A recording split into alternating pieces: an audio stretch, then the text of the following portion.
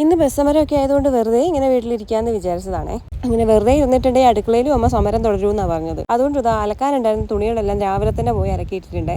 കാര്യമായിട്ട് വെയിലൊന്നും ഇല്ല, എന്നാലും വെയിൽ വരും എന്ന പ്രതീക്ഷയോടെ തുണികളെല്ലാം അലക്കിയിട്ടു. ഓരോരോ പ്രതീക്ഷയോടെയാണല്ലോ നമ്മളൊക്കെ ജീവിക്കുന്നത്. ഞാൻ തുണി അലക്കിക്കൊണ്ടിരിക്കുമ്പോൾ അമ്മ മുറ്റം അടിക്കുന്നുണ്ട്. അമ്മയ്ക്ക് റോഡ് വരെ ക്ലീൻ ചെയ്താലേ സമാധാനമുള്ളേ. ഇവിടെ ഒരാൾ രാവിലെ ഹെൽത്തി ആയിട്ട് പഴം കഴിച്ചുകൊണ്ടിരിക്കുവാണേ. അടിപൊളി എന്ന് പറയുന്ന സൈനാണ് കേട്ടോ ഇത്.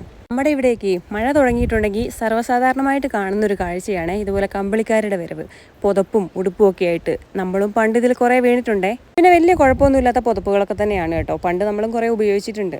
പിന്നെ നമ്മുടെ വീടിന് ചുറ്റും നിറച്ചു മരങ്ങളായതുകൊണ്ട് എല്ലാ ദിവസവും കാണും കേട്ടോ ഓരോ മുറം കരിയില വാരി കളയാൻ വേണ്ടിയിട്ട്. ഇതെല്ലാം നേരെ ഇഞ്ചിയുടെ ചോട്ടിലേക്കാണ് കോരിയിടുന്നത്. ചെടിയുടെയൊക്കെ ഇടയിൽ കരിയില വീഴുമ്പോഴാണ് വലിയ ബുദ്ധിമുട്ട്. അതൊന്നും തൂത്തുവാരി കളയാൻ പറ്റത്തില്ല, കാരണം ചൂല് കൊണ്ടിട്ടുണ്ടെങ്കിൽ ചെടി മൊത്തം ഓടിയത്തില്ലേ.